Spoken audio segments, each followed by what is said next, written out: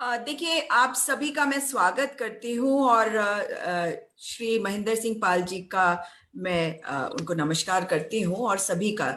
लेकिन साथ में मैं जो शुरुआत करना चाहती हूँ वो इस बात से कि किस प्रकार से हमारे यहाँ पंचायत सिस्टम को लाया गया और क्यों लाया गया। ये महात्मा गांधी जी का भी सपना था कि हमारे ग्राम सशक्त हो। We wanted to empower our villages and it is very important if 70% of India lives in villages, तो हम अगर अपने गांवों को एम्पावर नहीं करेंगे तो ये कैसे होगा। राजीव गांधी जी ने जो कुछ भी किया वो उन्हीं सपनों को आगे ले जाते हुए किया। मैं देख रही थी कि नेहरू जी जो है, मैं जब रिसर्च कर रही थी इस पे तो मैंने देखा कि नेहरू जी ने किस प्रकार से इसकी शुरुआत राजस्थान में की और कई जगहों पे की, और उस समय पे भी इसके बारे में बहुत एक्साइटमेंट होती थी। तो इसका मेन पर्पस था डिसेंट्रलाइजेशन, क्योंकि अगर हम ग्रामीणों की बात करें तो अनंत काल से आप जानते हैं कि ग्राम सभा और ग्राम पंचायत से ही पूरी व्यवस्थाएं चलती रही। प्राचीन काल के बारे में अगर आप बात करेंगे तो जो ग्रामीण परिप्रेक्ष्य है तो ग्रामीण विकास और ग्राम न्याय व्यवस्था, ये दोनों चीजें पिलर्स होती थी वहां के एडमिनिस्ट्रेशन को लेकर। जहां की न्याय व्यवस्था अच्छी होती थी वहां पे विकास भी ज्यादा होता था। इसी वजह से पंचायती राज सिस्टम को रखा गया। मतलब हमने उन शब्दों का भी जो चयन है वही सोचते समझते किया होगा, मेरा ऐसा मानना है। कॉन्स्टिट्यूशनल अमेंडमेंट्स जो करे गए 73rd और 74th, उनके बारे में अभी मेरे पूर्व वक्ता कह चुके हैं तो उस पर नहीं जाऊंगी ज्यादा, लेकिन कॉन्स्टिट्यूशनल स्टेटस देने के लिए किया गया ताकि लोग सशक्त महसूस करें और उन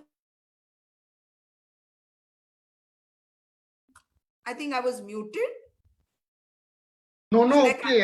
No, everything is okay. Carry on. All right, all right. So what I'm saying is कि जो रूरल कम्युनिटीज और पंचायत है उनको पावर देना बहुत जरूरी है। लेकिन आज जो हम स्थिति देख रहे हैं, हमारी सरकार चाहती है कंट्रोल हर चीज के ऊपर। और अगर कुछ मतलब जो स्कीम्स है उनके बारे में बात करें तो मनरेगा स्कीम को आप देख लीजिए। मैं केवल मनरेगा और आंगनबाड़ी के बारे में ही बात करूं तो हमें समझ में आ जाएगा कि हमारा पूरा सिस्टम कितने बढ़िया तरीके से चल रहा है। और आज की तारीख में एक बहुत बड़ा मुद्दा है, आंगनबाड़ी कार्यकर्ता जो हैं वो सड़कों पे है इस सरकार के विरुद्ध। हमारे जो सेल्फ हेल्प ग्रुप्स हैं, गांवों से जो महिलाएं निकलती हैं, अपने घरों में रहती हैं मगर बाहर आना चाहती हैं, उनको सशक्त करने के लिए डॉक्टर मनमोहन सिंह ने एक स्कीम शुरू करी थी, टेक होम राशन।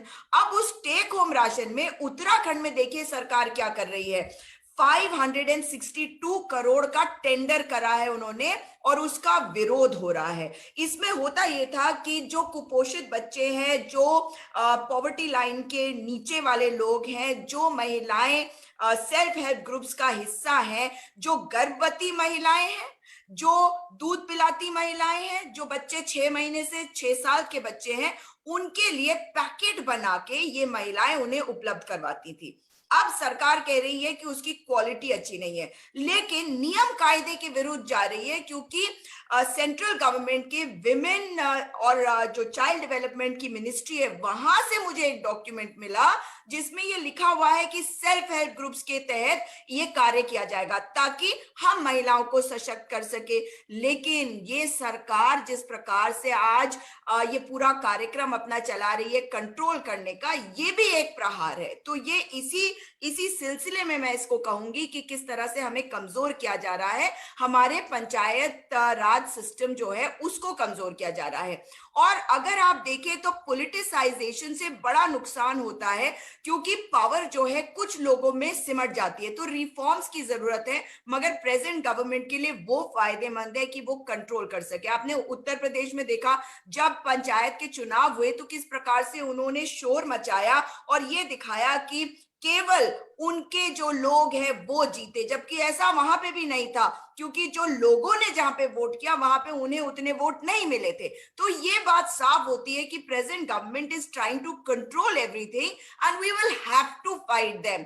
बट ये सिस्टम जिस सपने से बनाया गया था, अगर हम उस सपने को याद रखेंगे तो मुझे लगता है आप और हम सब मिलके लड़ सकेंगे। क्योंकि शिक्षा, प्राथमिक विद्यालय ये ग्राम पंचायत, जिला पंचायत इनकी जिम्मेदारी है, उप स्वास्थ्य केंद्र ये उनकी जिम्मेदारी है। तो जो योजनाएं और जो कार्यक्रम शुरू करे गए हैं वो हमारे लोगों को सशक्त करने के लिए है।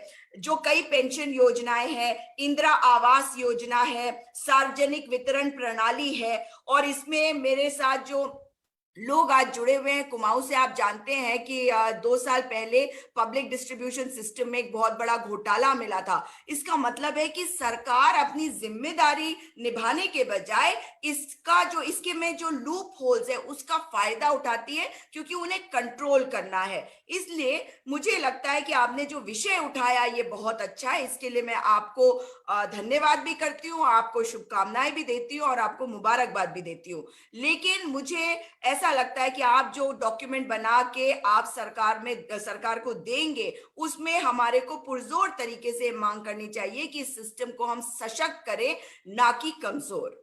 इतना ही कह के अपनी बात को समाप्त करूंगी।